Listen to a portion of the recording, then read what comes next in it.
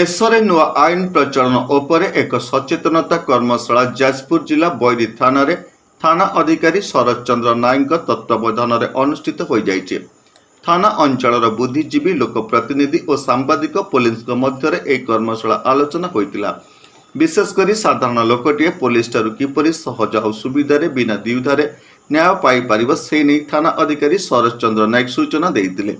Digital FIR दुर्घटना जनित मामला आदि पुलिस प्राथमिकता तदंत प्रक्रिया सरल और सहज होगा सह दोषी को दंडविधि बाबद छतिया बिट हाउस अधिकारी महेंद्र सेठी सूचना देते।